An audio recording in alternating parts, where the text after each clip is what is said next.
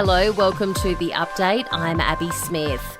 History in the making in the US this morning, where Donald Trump has fronted court in Miami on federal charges. The former US president is facing 37 felony charges relating to the handling and retention of classified documents.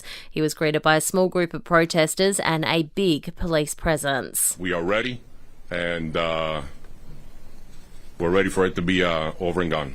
We're bringing enough resources to handle crowd anywhere from 5,000 to 50,000. Back home, a fundraising page set up to support victims of the New South Wales bus crash has raised more than $100,000. The Singleton Roosters Australian Football Club is organising the GoFundMe page to help families with the costs associated with the horrific event. More than half of voters believe the Reserve Bank governor should be sacked as rate rises cause confidence to fall. 33% blame the Reserve Bank for not keeping inflation down. 44% say it's the federal government's responsibility. A survey conducted for The Herald shows 64% of Australians are expecting their wages to fall in real terms. Meantime, economists fear up to 200,000 Aussies could lose their jobs over the next 18 months, with the RBA's narrow path for the economy continuing to add strain on households and businesses. NAB Chief Economist Alan Oyster says he believes the interest rate will reach 4.6% by the end of winter. The federal government argues opponents of The Voice are sharing misinformation to polarise politics. The Indigenous Australians Minister Linda Burney says a number of claims from the No campaign are being taken out of context and posted online. Friends, I fear that the No campaign are importing American-style Trump politics to Australia. At the heart is a post-truth approach to politics.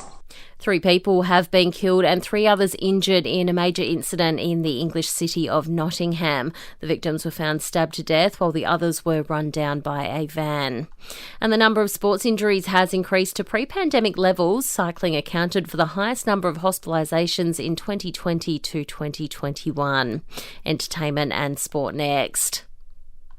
Hawthorn captain James Sicily has been banned for 3 matches after fronting the tribunal last night. He was rubbed out for a tackle on the Lions' Hugh McCluggage, which left him concussed. Richmond's Ryan Mansell was also banned for 3 games, but St Kilda's Dan Butler had his 1-match suspension overturned on appeal. Meantime, Collingwood has re-signed coach Craig McRae for another 2 years as the Pies sit on top of the ladder midway through the season. The Ages reporting veteran Scott Pendlebury has signed on to play next year, which will be his 19th season and puts the 400-game milestone within reach. Switching codes now, an Origin tour is just a week away. Maroon's Jai Arrow is one of the injured forwards and will be replaced by Mo Futuyaka, who's told Wide World of Sports he's glad to be back in training, especially with some Titans teammates. I think just to be alongside them here in this arena is definitely proud for myself, to be playing alongside them, and also good for the club too. Hopefully we can all go out there and do a job on Wednesday.